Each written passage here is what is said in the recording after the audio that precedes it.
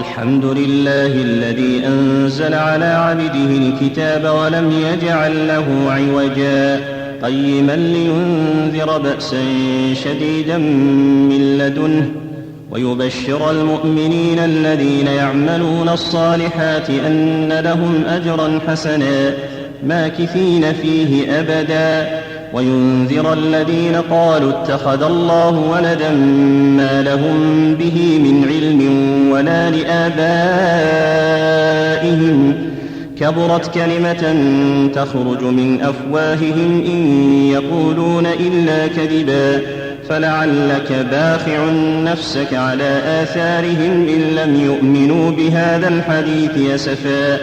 إنا جعلنا ما على الأرض زينة لها لنبلوهم أيهم أحسن عملا وإنا لجاعلون ما عليها صعيدا جرزا أم حسبت أن أصحاب الكهف والرقيم كانوا من آياتنا عجبا إذ أوى الفتية إلى الكهف فقالوا ربنا آتنا من لدنك رحمة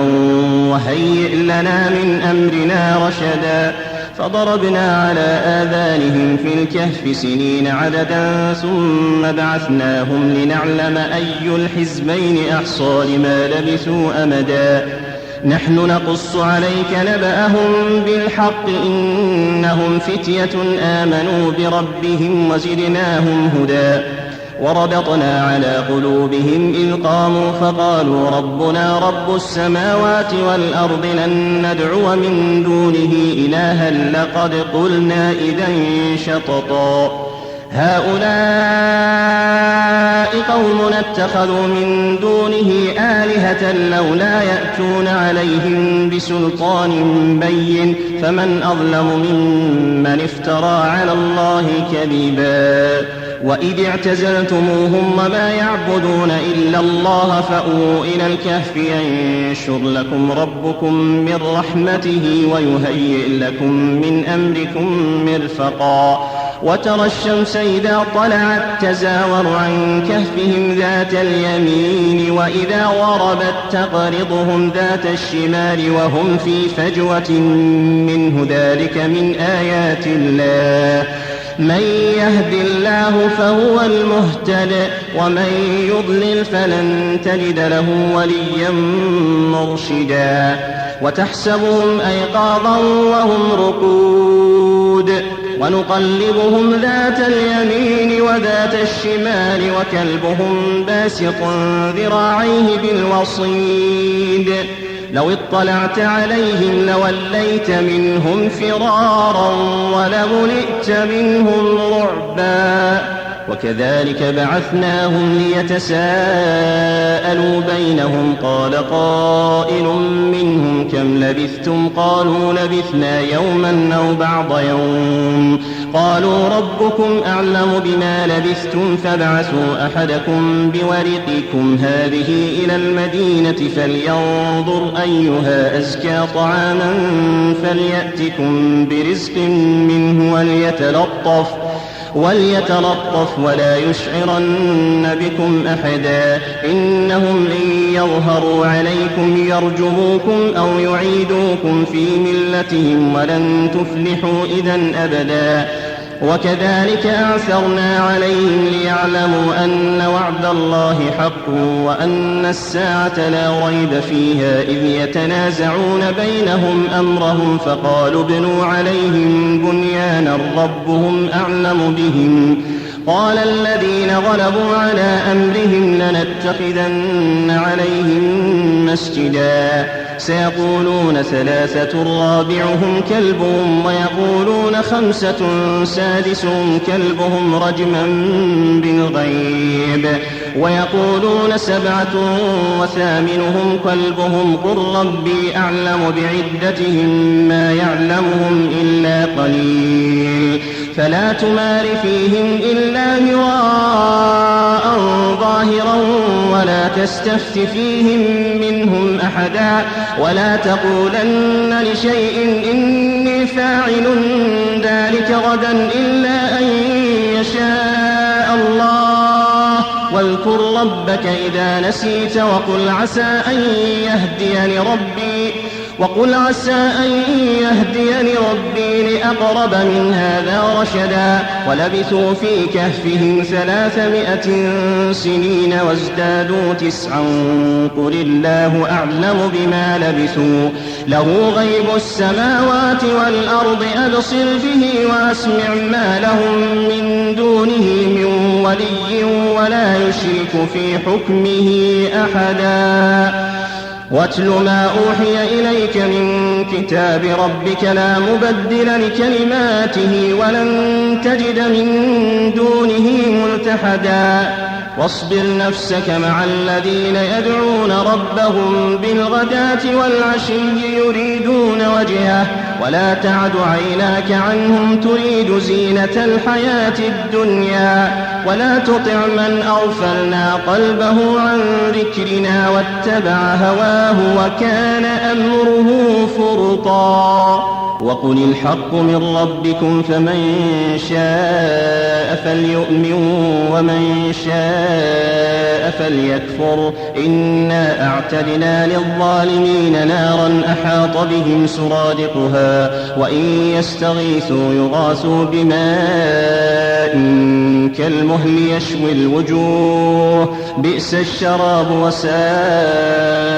مرتفقا إن الذين آمنوا وعملوا الصالحات إنا لا نضيع أجر من أحسن عملا أولئك لهم جنات عدن تجري من تحتهم الأنهار يحلون فيها من أساور من ذهب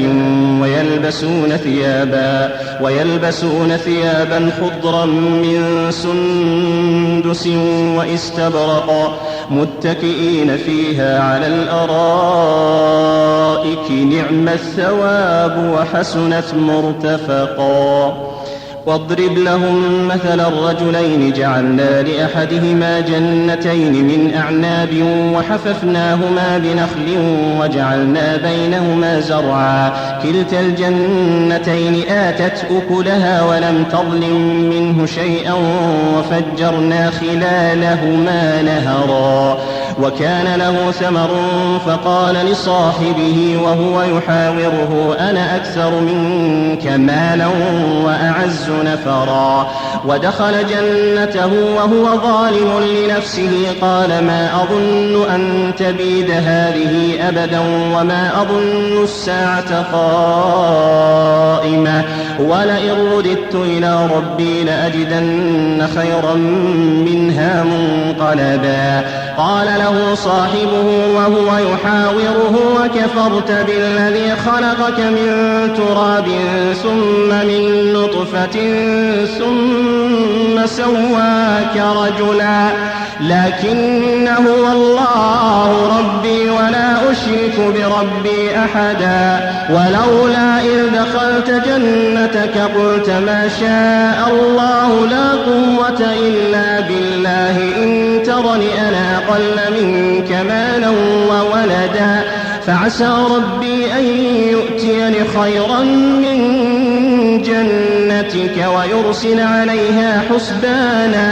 ويرسل عليها حسبانا من السماء فتصبح صعيدا زلقا أو يصبح ماؤها غورا فلن تستطيع له طلبا وأحيط بثمره فأصبح يقلب كفيه على ما أنفق فيها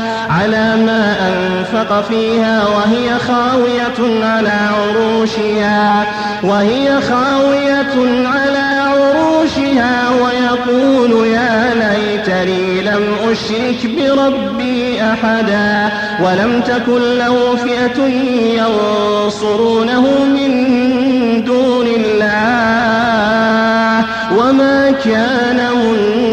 منتصرا هنالك الولاية لله الحق هو خير ثوابا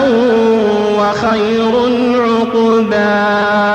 واضرب لهم مثل الحياة الدنيا كماء أنزلناه من السماء فاختلط به نبات الأرض فأصبح هشيما تذروه الرياح وكان الله على كل شيء مقتدرا. المال والبنون زينة الحياة الدنيا، والباقيات الصالحات خير عند ربك ثوابا وخير أملا. ويوم نسير الجبال وترى الأرض بارزة وحشرناهم فلم نغادر منهم أحدا وعرضوا على ربك صفا لقد جئتمونا كما خلقناكم أول مرة بل زعمتم أن لن نجعل لكم موعدا. ووضع الكتاب فترى المجرمين مشفقين مما فيه ويقولون يا ويلتنا ما لهذا الكتاب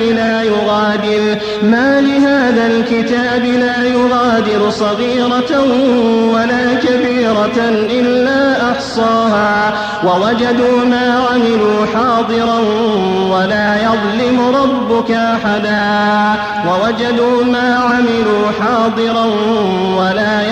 ربك أحدا. وإذ قلنا للملائكة اسجدوا لآدم فسجدوا إلا إبليس كان من الجن ففسق عن أمر ربه أفتتخذونه وذريته أولياء من دوني وهم لكم عدو بئس للظالمين بدلا. ما أشهدتهم خلق السماوات والأرض ولا خلق أنفسهم وما كنت متخذ المضلين عضدا. ويوم يقول نادوا شركائي الذين زعمتم فدعوهم فلم يستجيبوا لهم وجعلنا بينهم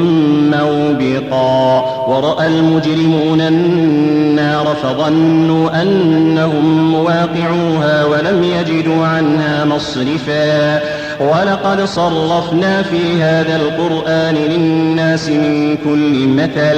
وكان الإنسان أكثر شيء جدلا. وما منع الناس أن يؤمنوا إذ جاءهم الهدى ويستغفروا ربهم إلا أن تأتيهم سنة الأولين أو يأتيهم العذاب قبلا. وما نرسل المرسلين إلا مبشرين ومنذرين ويجادل الذين كفروا بالباطل ليدحضوا به الحق واتخذوا آياتي وما أنذروا هزوا. ومن أظلم ممن ذكر بآيات ربه فأعرض عنها ونسي ما قدمت يداه إنا جعلنا على قلوبهم أكنة أن يفقهوا وفي آذانهم وقرا وإن تدعهم إلى الهدى فلن يهتدوا إذا أبدا. وربك الغفور ذو الرحمة لو يؤاخذهم بما كسبوا لعجل لهم العذاب بل لهم موعد لن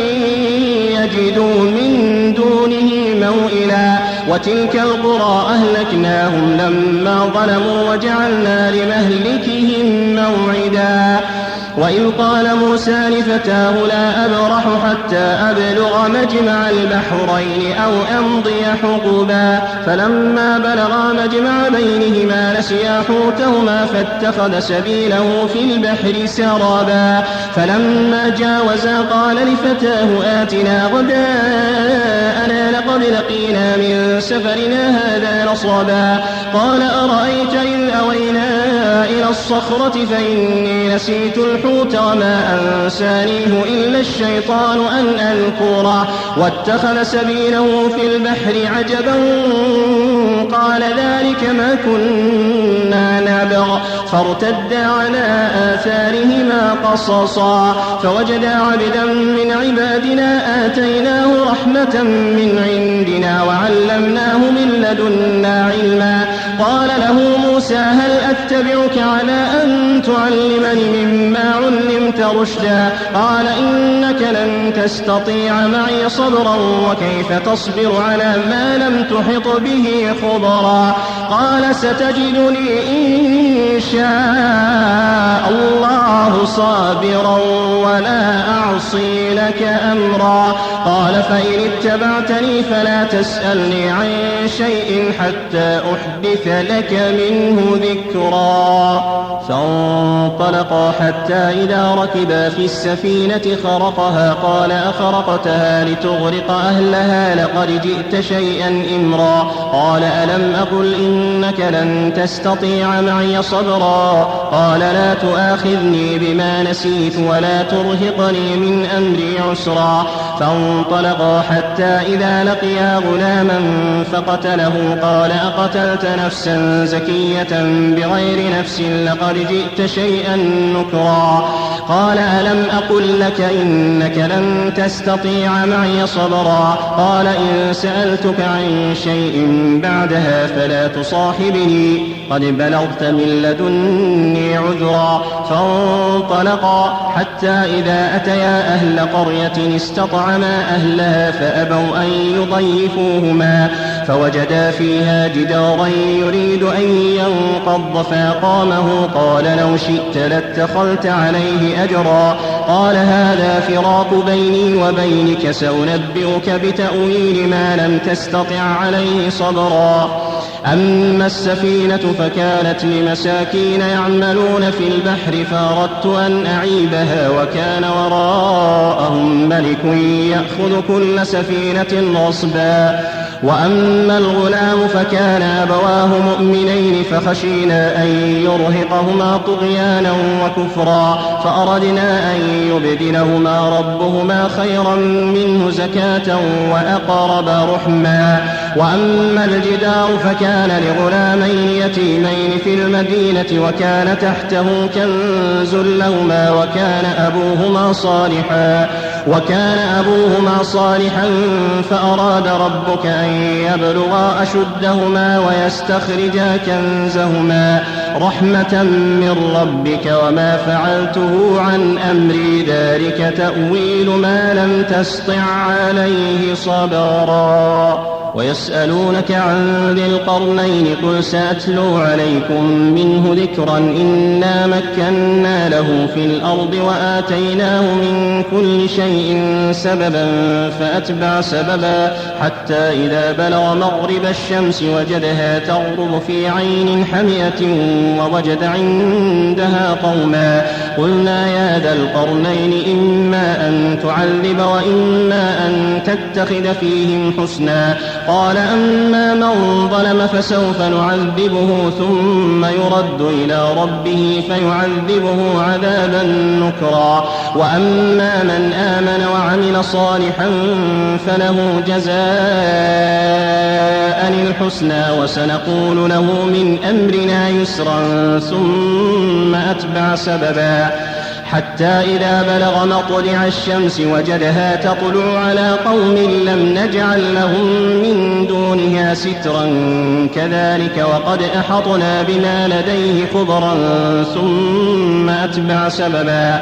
حتى إذا بلغ بين السدين وجد من دونهما قوما لا يكادون يفقهون قولا قالوا يا ذا القرنين إن يأجوج ومأجوج مفسدون في الأرض فهل نجعل لك خرجا على أن تجعل بيننا وبينهم سدا قال ما مكني فيه ربي خير فأعينوني بقوة أجعل بينكم وبينهم ردما آتوني زبر الحديد حتى إذا ساوى بين الصدفين قال انفخوا حتى إذا جعله نارا قال آتوني أفرغ عليه قطرا فما استطاعوا أن يظهروه وما استطاعوا له نقبا قال هذا رحمة من ربي فإذا جاء وعد ربي جعله دكاء وكان وعد ربي حقا وتركنا بعضهم يومئذ يموج في بعض ونفخ في الصور فجمعناهم جمعا وعرضنا جهنم يومئذ للكافرين عرضا